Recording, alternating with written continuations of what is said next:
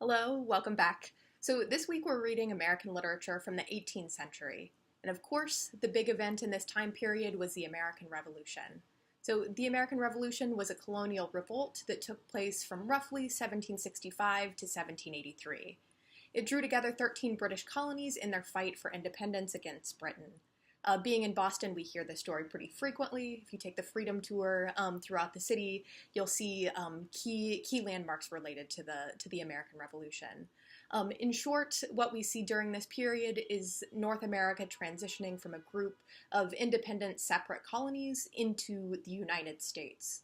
So each of our authors from this week engage the central principles of the American Revolution in some way. So most directly, we have Thomas Jefferson's draft of the Declaration of Independence that announced the 13 American colonies were at war with Britain. And as you'll see, it explains the rationale for this drastic step. So Thomas Jefferson, Ben Franklin, and John Adams, along with many other people, were present at the Constitutional Convention, where they worked with a group of men from New Hampshire all the way down to Georgia to establish the foundation of the United States. So we're reading a section of Franklin's autobiography, and then watching an episode from the John Adams miniseries, and both of these texts speak to the revolutionary process in some way. So then from another perspective, we see the narratives of Olaudah Equiano and Samson Occam point out the contradiction of the American Revolution. So as they tell us, white colonists wanted freedom and citizenship for themselves, but they did not extend these rights to Black or Indigenous people. Slavery persisted throughout the 18th century, as did the mistreatment of Native American people. And then finally, with Phillis Wheatley, we have a bit of a middle ground. So Wheatley wrote a book of poems that celebrate the revolutionary cause. We're reading the poem that's addressed to George Washington that kind of spurs him on in the fight for freedom from Britain. But the same book also speaks to her lived experience of being kidnapped from Africa and sold into slavery in what would become the United States. So this is not a history lesson. If you're interested in exploring the historical events of the American Revolution, I'd recommend watching the rest of the John Adams miniseries. It does a good job, kind of pinpointing key events. But our project in this literature class is to examine the stories, the poems, and the narratives around the American Revolution, and to really think about how these stories and how these writers address the question, like, what does America mean, and what does it mean to be an American? So to begin, I want to take us to what might be a familiar image from the American Revolution. This is Join or Die. It's a political cartoon by Benjamin Franklin. This print would have been found on the streets of Boston, New York City, Philadelphia, Richmond, and many other North American cities at the end of the 18th century. So Franklin created this print to encourage colonies to unite against British rule. It's also on the opening credits of the John Adams miniseries, and you can find it on shirts and bags and flags in gift shops all over downtown Boston. In its own way, it's a good visual representation of the political project of the American Revolution. Before Franklin made this image, colonies saw themselves as separate entities. Massachusetts people were Puritans. There were Quakers in Pennsylvania and Anglicans of Virginia. There were a lot of differences between these groups that seemed like they would separate them more than they would ever bring them together. But Franklin and others knew that the best way forward for any colony was to work together with the collective. Join or Die was the very first visual representation of colonial union, and it represents patriotic, idealistic, and compelling ideals that serve as the foundation for the country we live in. And there's a lot to be celebrated about this. But I want to study Join or Die to draw out some of the misrepresentations within our national founding story. So first, Franklin's image here was first printed not in 1776 on the eve of the American Revolution, but rather it was first printed in 1754 during the 7 Years' War. So sometimes referred to as World War I, the 7 Years' War involved every European great power of the time and spanned 5 continents. On the North American stage, the 7 Years' War pitted the British colonies against the colonies of New France and various Indian forces that were allied with them. So this image that we very frequently associate with the American Revolution actually represented an earlier moment of colonial union in which all of these separate colonies had to work together to ensure their success. So the American Revolution wasn't the first time we see them acting together, but rather we've seen them pull together in the past. But the 7 Years' War ended up being a messy, conflicted story, and it tends not to be one that we associate with the founding of the United States. So, a second notable misrepresentation in Franklin's join or die image is a mathematical one. So, I want you to take a second to count to the segments on this snake. So, 1, 2, 3, 4, 5, 6, 7, 8. So, we don't have 13 colonies banding together, but rather we have 8 segments joining together. So, as we all know, the American Revolution drew together 13 American colonies, and for the record, as did the 7 Years' War, in which this image was first used. So this is an image of the 13 colonies that joined together to become the United States. So we have Georgia being the southernmost terminus, moving up to New Hampshire, and then this is Maine, which was actually part of Massachusetts at the time of the Revolution. So there are 13 colonies that joined together, rather than the 8 represented in this join or die image. But even more interesting, kind of on the mathematical scale, is that there were way more than 13 British colonies on the American continent. In 1763, at the beginning of the American Revolution, there were actually 33 British colonies on the American continent. So this is kind of a shitty map, so forgive me, but you can see here how expansive British colonial territory was on the eve of the American Revolution. So though we have 13 states that joined together, here we can see that in the Americas, British America, there were actually so many more colonies that could have joined together.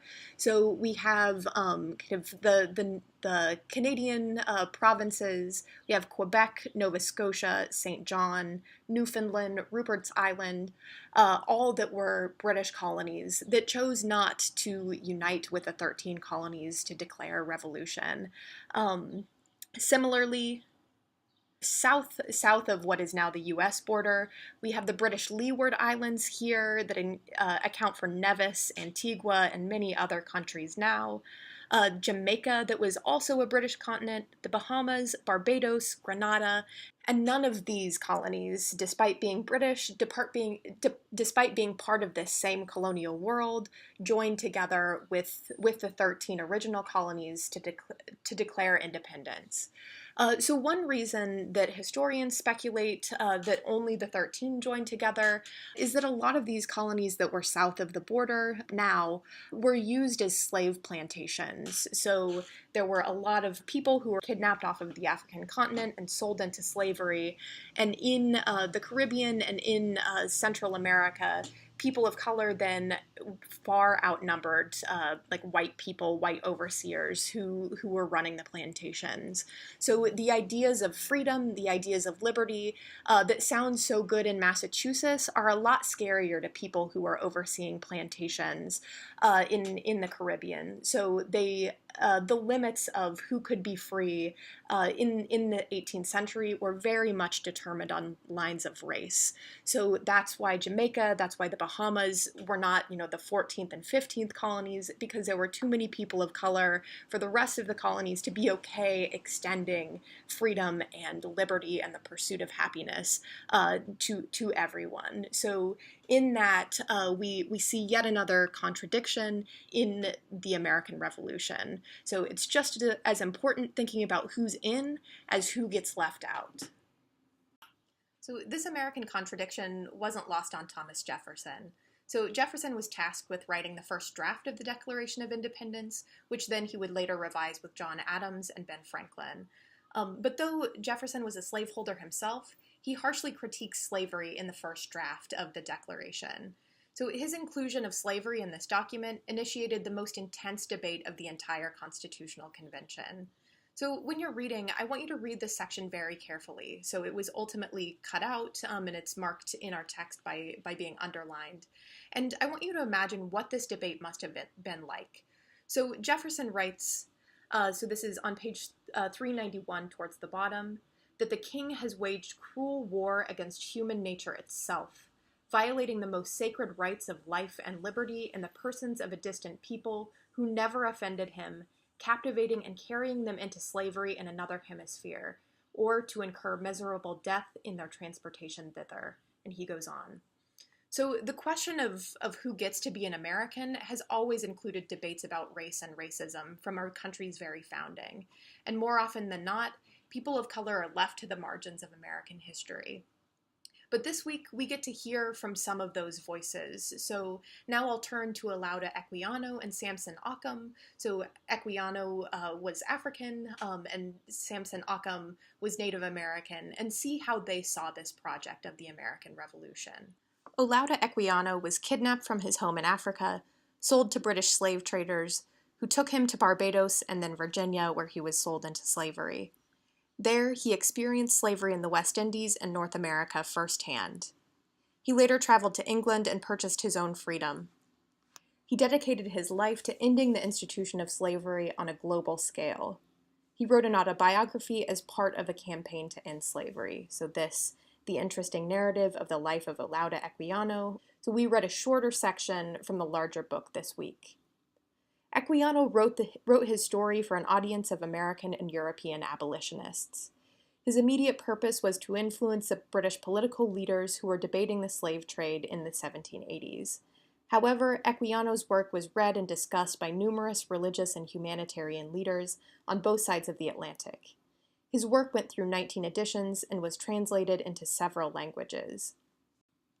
By telling his story and writing an autobiography, he hoped to challenge white audiences to end the slave trade and to treat people of color equally.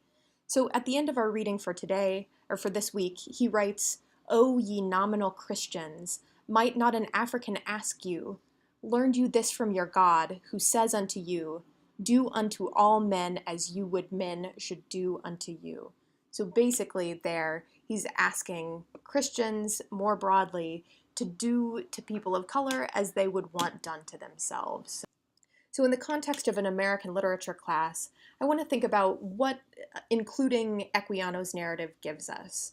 In Thomas Jefferson's draft of the Declaration of Independence, we see the critique of slavery completely struck out.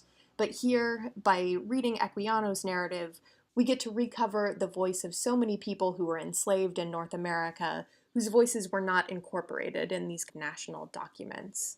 In addition to Equiano, we have two other autobiographies this week, that of Benjamin Franklin and Samson Occom. Franklin, one of the founding fathers, wrote his life story so others could follow in his success. This might sound egotistical, but Franklin was an incredibly impressive guy by all standards. He was a renowned scientist, statesman, inventor, and philanthropist. He founded the University of Pennsylvania, multiple libraries and hospitals. He founded the Philadelphia Fire Department, and he devoted his entire life to making America great for the first time. Samson Occom, like Franklin, devoted his life to serving the American community. As a Native American, he tirelessly served indigenous communities until his death. He was a teacher and a preacher. In contrast to Franklin's narrative, Occom's text highlights the obstacles to freedom and opportunity faced by people of color in early America. So when you read each of these autobiographies by Franklin, Occom, and Equiano, I want you to think about how these life stories relate to the broader history of the American Revolution. So how do their accounts contradict, complement, and just generally relate to the story of American Revolution? And moreover, I want you to think about what's at stake for each of these writers in telling their story. So what did they hope to change in the world by publishing and writing and circulating these narratives? So that leaves our final writer. Last but not least, we have Phillis Wheatley. Born on the west coast of Africa, Phillis Wheatley was captured by slave traders and transported to Boston, where she arrived when she was 7 or 8 years old. While Wheatley remained legally a slave throughout her childhood, her master taught her to read and write and gave her considerable freedom to study. She started writing poetry as a child, which is something that she continued throughout her life. In a way, Wheatley brings our readings full circle, and she shows just how small the world of 18th century America actually was. So she met Ben Franklin during a trip to London after the publication of her book. She maintained correspondence with Samson Occam, and we're reading one of her letters this week to Occam.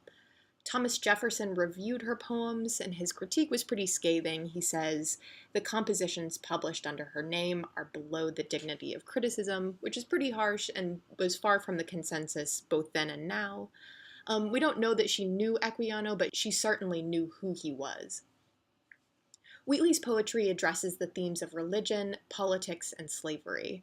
She was a fervent supporter of the American cause, but at the same time, she recognized the contradiction between the institution of slavery and the growing national project.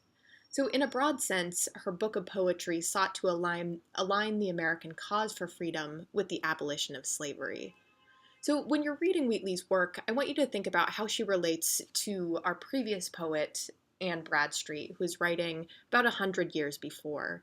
So both of these are American poets. Both of them adopt kind of a classical style and a classical approach to poetry, but their content is very different. So think about what changed in those 100 years, and how their different subject positions gave them different relationships towards writing poetry. So that's enough for me for now, but I'll leave you with 2 closing points. So first, in contrast to last week's reading, after the 18th century, American literature becomes much more focused upon establishing national union and building a national identity.